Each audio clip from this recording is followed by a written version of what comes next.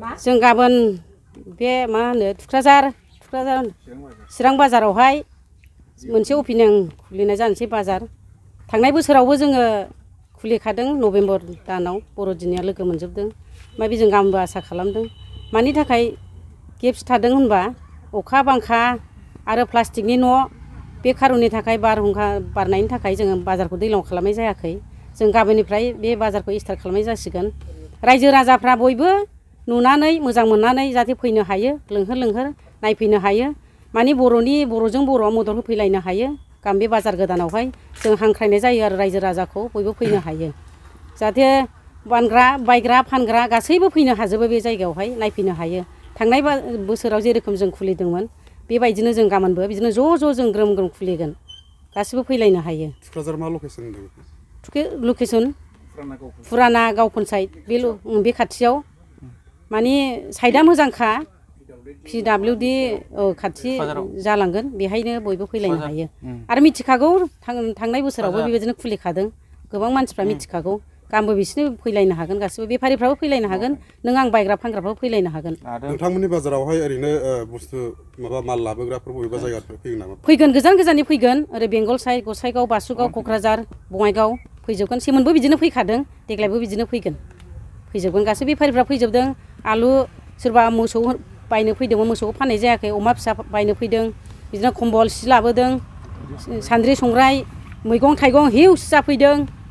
बहुत दिनै बाजार खालामदोंमोन कम्बल बायदों सान्द्रि संग्राय बायदों भारा खराबोनो बायजोबदों हिउस जाजोबदों गासिबो बाजारा गिदिर जादों नोंथांमोननि बाजार गोदानाव ओनसोलनि रायजो राजाफोरखौ फानलाय बायलाय खालामफैनो थाखाय मा खावलायो आं बेखौनो लुबैयो रायजो राजाफ्रा बोजों दै बारैनोबो फैदों आरो बेबायदिनो आं फैजाबावनो लुबैयो थांनाय बोसोराव जेरोखोम गोम गोम जादों जोंनि अपेनिंआव बेबायदिनो आं फैजानो लुबैयो गाबोनबो थांनाय बोसोराव नोंथांमोननि बाजारा ड्रप जादोंमोन ओमफ्राय देग्लायनिफ्राय कन्टिनिउ खालामनो सानदों नामा नोंथांमोना कन्टिनिउआथ' जासिगोन जों थांनाय बोसोराव जों हरखाब जादों आरो हरखाब जानाय माने जों बाजारखौ हरखाब लानानै न' बां लुस्लाबनो हायाखै बिजों प्लास्टिक होनानै साहा दखान बायदिसिना जों सिथाय न' लुस्लाबनो हायाखै जों हरखाब जादों अराय खारजोबदों गासिबो बारहुंखाजों ओमफ्राय दैज्लाङाव ड्रप जादों आरो जानाया जादोंमोन बे फुरा बर'दिना जाजोबखादों आरो जों बेनि नेक्स्टआवबो एसे लाबावदोंमोन ओमफ्राय अखा बांखानि थाखाय जों लानो हायाखै बेयाव बाजार खुलिबा ओनसोलनि रायजो राजाफोरनि थाखाय माबायदि मुलाम्फा जागोन होनना सानदों मुलाम्फा जागोन बुहुत इनकाम बिक्रि जागोन जालांदोंनो सोरबा 20,000 50,000 40,000 बिदि फानना थांनो हादोंनो खुसि जालांदों बेफारिफ्रा कम्बल दखानफ्रा भारा खरा दखानफ्रा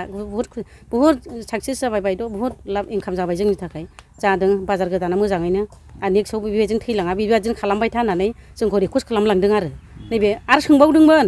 लोगो मोनबानो सोङो बायद' बाजार गोदाना जागोन ना जाया जों होनो जायो जों डिसेम्बराव लासिगोन नोंसोर डिसेम्बराव थांनो हासिगोन जों बे खोथाखौ बुंबोयो आरो आं मैयाबो फन हरदों बेबायदि बेफारिफ्रा फैनांगौ जों बाजार गोदान लाफिनबाय थांनाय बोसोराव जेरोखोम जादोंमोन बेबायदिनो होननानैहाय मानो बन्द' खालामा बायद' होनहरदों जों बन्द' खालामनाय मानि थाखाय खालामदों अखा बांखा बारहुंखानि थाखाय आरो सिथाय न' लुनो हायिनि थाखाय जों बन्द' खालामदों होननानै आं बे खोथाखौ बुंहरदों आरो मैया बेफारिफोरनि सिगाङाव हामबायसै आंनि बुंनांगौआ बेनोसै फंबायफोरखौ साबायखर बावबाय बे फुंबिलिनि समावहाय नुजाफैनो थाखाय जोंनि बे थुक्राझार चिरां बाजार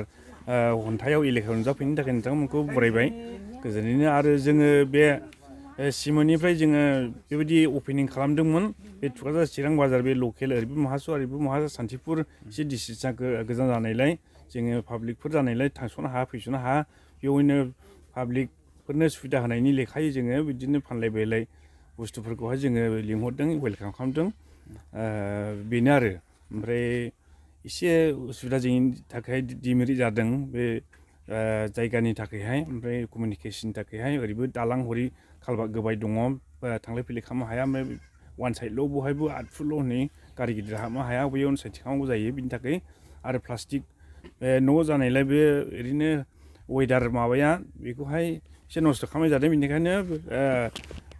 दोनथ'नाय जादोंमोन आरो नोंथांमोना नैबे बाजारखौ सप्तासेयाव खनबेसे लानाय जादों सिमोनथ' जों खेबनै लानाय जादोंमोन खिन्थु बे कमिउनिकेसन गेप लामानि थाखायनो एसे उसुबिदा जादों बेटारि संस्थाजोंबो जों रायलायाखिसै ओमफ्राय बे अट' संस्थाजोंबो रायलायाखिसै ओमफ्राय मोजाङै बे लकेसनखौ मिथिनाय जायाखै जोङो फ्राय गामि दबायाल' जाबाय थानाय जादों आरो बाहेरनिफ्राय फैनाय जायाखै जाय बिथांमोना साहा दखान बायदि दखान होनो गोसो बिथांमोना नोंथांमोननि बे बाजाराव स्थायि मोनसे जायगा लानो थाखाय माबायदि मोननो हागोन दाथ' फैदोंआनो हनै जायगा आवग्रिफैदों हनै ओरै माइरं बेफारि मा बेफारि हनै आमाय खिथिसमोन ओमफ्राय गेस